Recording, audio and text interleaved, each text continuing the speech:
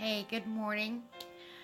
This is Peace Paint, aka Gospel Girl, and I keep recording these videos now, and I have a lot to share with you today, and I pray that this video encourages you, and I pray that you get understanding like I have received. Um, the Holy Spirit has given me some understanding on some of these visions that I've had, and I would like to share them with you. One I have not spoke about, and I'm going to tell you about it, and I'm going to start right now. I had a dream, and I did not write this one down. I was standing outside, and my feet were planted on the ground, and all of a sudden there was this huge shift. Everything was very, very unsettled, like an earthquake, or it felt to me more like a shift, and that's the feeling I got. Now and then the shift didn't last long at all, but there were two pillars, and they were rocking back and forth, back and forth, back and forth. And I thought they were going to fall and collapse, but the shift stopped and everything went back into place. And the two white pillars were still, and nothing collapsed. Okay? I think, but that was a shift in the spiritual realm, is what I really think that was. I think that we're getting ready. We've been going through the shift, but I think after tomorrow, which is November 6th, there's going to be a massive shift. And the people are tired. They want the truth. They want to keep Trump, and he is a great leader. He is a he's a people president. And then even people all over the world are commenting on some videos that I watch, and saying how blessed we are to have a president like this. I totally agree. But now, I don't want people to think that I think Trump is like the Messiah, because I do not. And Jesus Christ has not come back yet, and he can come back anytime. He is God. But do I think God is using Trump? Yes, I really do. I think God's really using Trump for his agenda. Now, that was one vision. Actually, that was a dream about the shift. And then on my very first video, not my first video, but my first video when I talked about politics and things like that, I talked about the Democrats.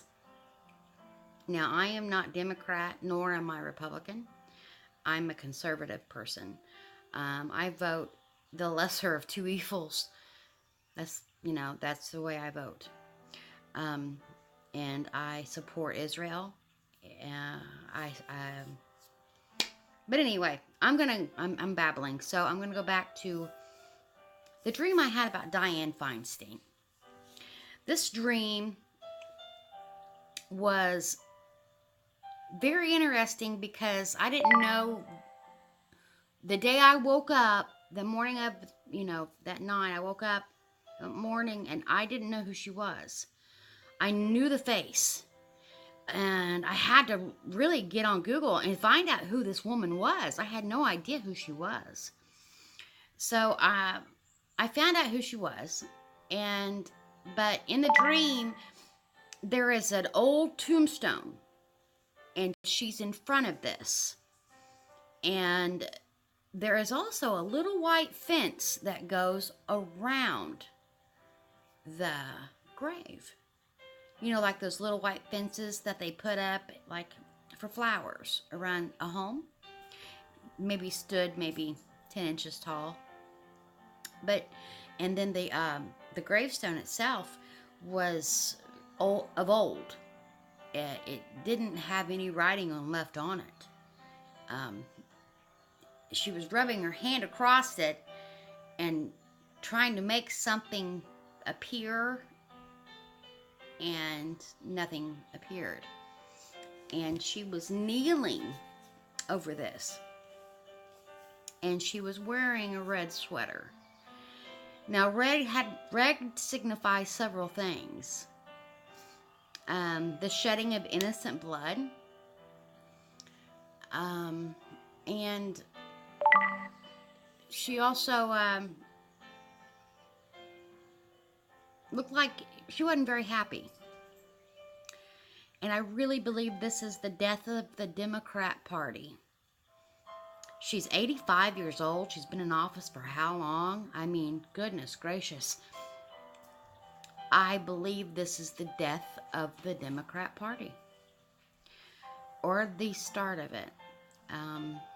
I really think it's going to be a very long time before another Democrat gets put in office.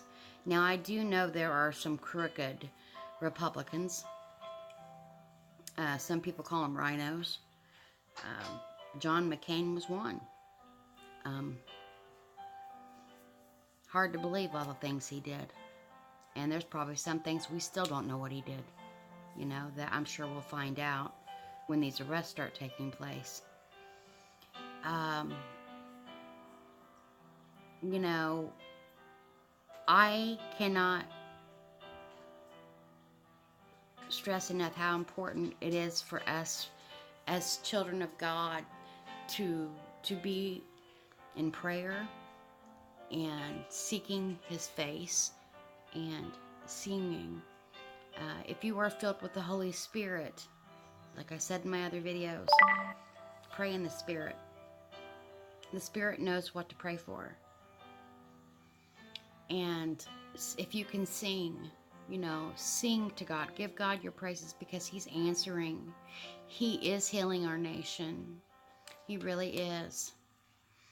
And I don't know what Trump and Putin have planned, but they have, I don't, like I said in the last video, I do not think they're enemies at all. I even watched something on Putin, on his Christian beliefs, and it really, it touched me. Now, I'm not saying that he's, you know, I'm not saying he's not a tyrant. I'm not saying he is a tyrant. I don't know. All I know is what the Lord showed me. And I'm not going to argue against God. That's foolish. And I do have a verse today. Actually, I have a word for you from God, and it is Psalm 49. And I want to read this to you real quick before I wrap this up. It is Psalm 49 out of the King James Version. And the title of this, it's titled, and it's like, it says, "The Folly of Trusting Riches." To the chief musician, a psalm for the sons of Korah. Hear this, all ye people, and give ear, all ye inhabitants of the world, both low and high, rich and poor together. My mouth shall speak of wisdom, and the meditation of my heart shall be of understanding. I will incline my ear to the parable. I will open my dark saying upon the harp. Wherefore should I fear in the days of evil, when the iniquity of my hills shall compass me about? They that trust in their wealth and boast themselves in the multitude of their riches, none of them can by any means redeem his brother, nor give to God a ransom for him. For redemption of their soul is precious, and it ceases forever. That he should still live forever and not see corruption. For he seeth the wise man die, likewise the fool and the brutish person perish, and leave their wealth to others. Their inward thought is that their houses shall continue forever, and that their dwelling places to all generations. They call their lands after their own names. Nevertheless, man being, honor abideth not. He is like the beasts that perish. This their way is their folly, yet their prosperity approve their sayings. Selah. Like sheep, they are laid in the grave. Death shall feed on them, and the upright shall have dominion over them in the morning, and their beauty shall consume them in the grave from their dwelling. But God will redeem my soul from the power of the grave, for he shall receive me. Selah. Be not thou afraid when one is made rich, when the glory of his house is increased. For when he dieth, he shall not carry nothing away. His glory shall not descend after him. Though while he lived, he blessed his soul. The man will praise thee when thou doest well to thyself. He shall go to the generation of his fathers, but they shall never see light. The man that is in honor and understandeth not is like the beast that perish. You know, I really feel like, you know, we see all these elites and they got these big old mouths. Alec Baldwin, for one. You know, want to take over the government. You know, they're rich. They've got money. And there's no reason for us to envy. Because, you know, I'm 45 right now. And just yesterday I was 20. So our life is like a flower. We're like vapor. And I'm almost there to see my Lord. And I envy the gray-headed person that is almost there. That is what I do envy them, because they're so close to meeting God. The righteous ones are. I've talked too long. I'm gonna get off here, and I gotta take my one of my little ones to the doctor today. But I just want to encourage you to go out and vote tomorrow. And there's going to be a red tsunami, so get ready. And just keep praising God. This is his hand. This is his mighty right hand. And this is going to go worldwide. People are going to start standing up. People are becoming more bold. And as for the caravan, don't worry about it. They're not getting off that train. So, anyway, you have a great day. God be with you. God have mercy upon you. Have favor. And just remember that don't set your heart on riches. And be thankful for what you do have. And have a great day. God bless you all. Bye-bye.